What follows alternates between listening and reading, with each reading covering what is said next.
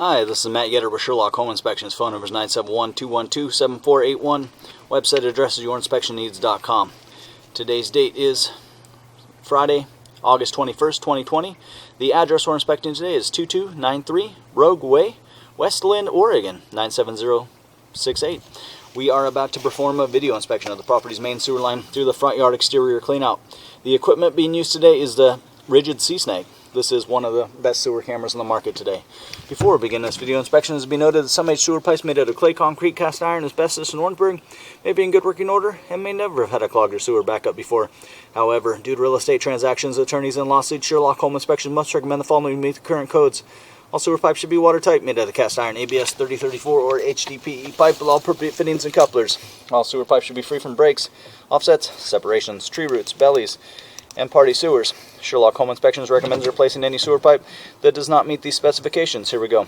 So as you can see right from the get-go, we have a little bit of marginal pitch, so a little bit of flat piping. It's not causing any issues, so the water is crystal clear. There's no sludgy debris buildup or anything, so things are making their way past this point, but a little bit of flat piping to start. So we'd recommend having a sewer scope performed every 2 to 3 years, keeping an eye on things.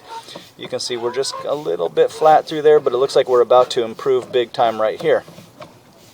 So after a couple of feet, 2 feet of a little bit of marginal pitch, then we're going to get serious about pitch right now. We're going to dive straight down into the ground. So again, we would recommend keeping an eye on things, periodically having a sewer scope done, maybe every 2 to 3 years, something like that, but very, very minor. You see we have a little bit, so we're coming straight down. We have a lot of velocity, picked up a lot of velocity, and there's a couple common areas that we'll see additional standing water, and this is one of them. So it seems like for whatever reason the drain technicians have an issue pulling out of the straight down dive and keeping a pitch in the pipe. So they have tendency, as you're going straight downhill, to go flat and then improve the pitch after. So let's see what happens as we reach the bottom of this. So it's a little bit flat again.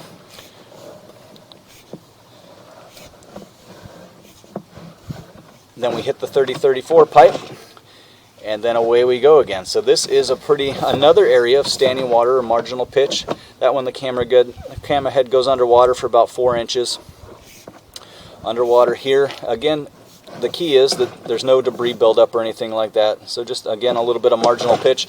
We hit the 3034 pipe. We also transition pipe sizes there, so that's another common area where we'll see some standing water from time to time at that transition. So when they're transitioning from 4-inch ABS into a larger pipe, for whatever reason, again, the drain installing technicians have trouble keeping that good pitch or keeping a downhill flow to the water as they transition. So we are seeing some water in a couple of the pretty typical areas, and it would be highly recommended to keep an eye on things. With the amount of rain that happens in the Northwest and with the amount of weight on these pipes, there's 6 feet underground or more, additional leveling and settling can happen almost on a yearly basis. So we would highly recommend keeping an eye on things, and if issues, you have to pretty much go into this knowing that if issues ever worsened, then of course some repairs could be required to straighten things out in that area.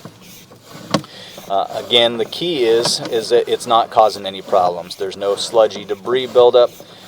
There was no sign of blockage, buildup, backup, or anything like that. The water was crystal clear, and we like it that it's at the bottom of a dive because things have just picked up such velocity. They're moving so quickly through the pipe at that point that there's no chance of that little bit of standing water slowing things down, and you can see it's not affecting the pipe at all. But again, something to keep an eye on. It certainly is possible, like I said, because of living in the Northwest, that additional settling and leveling can happen, and pipes can shift and all that stuff. So, and we really have a nice pitch going now. We're just kind of zipping through here.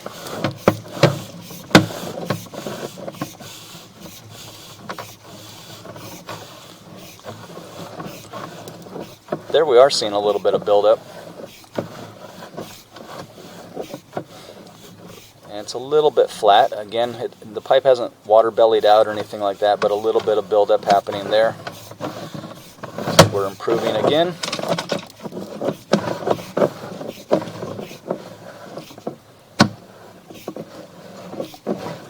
There we got a water belly.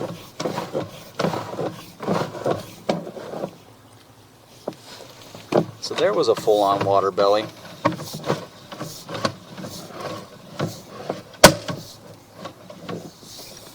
So at about 45 feet, we're out into the roadway at this point.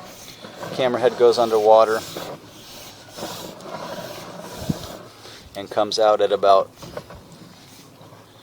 48 feet, 47, 48 feet.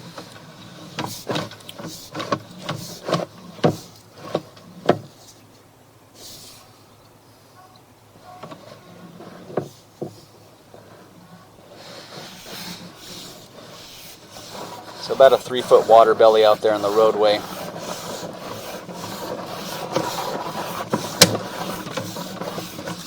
then we're going to drop into the lateral at about 58 feet. So this is the end officially of buyer-owner responsibility, about 58 feet away from the house. We're going to turn off the water and the microphone. We're going to drain everything out. Look at the pipe one more time in reverse. We're curious to see how things react with the water off. If everything drains out of those areas, then we're feeling better about things. But again, we're going to turn off the water and the microphone, drain everything out. Look at it one more time.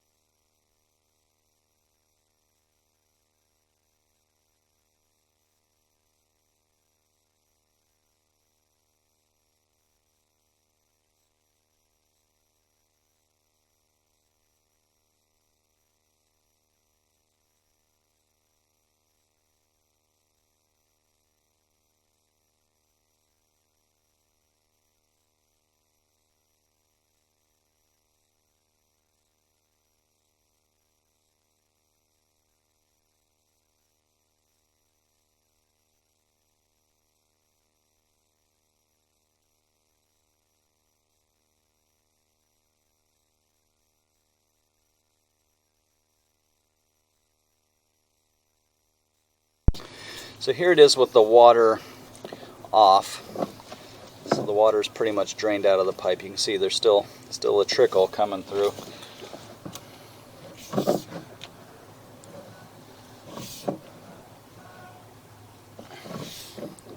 So at about 46 feet,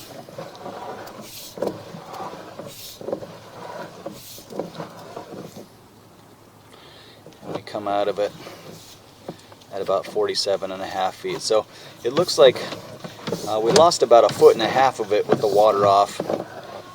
It is a water belly. The camera head is completely submerged, or has gone completely submerged.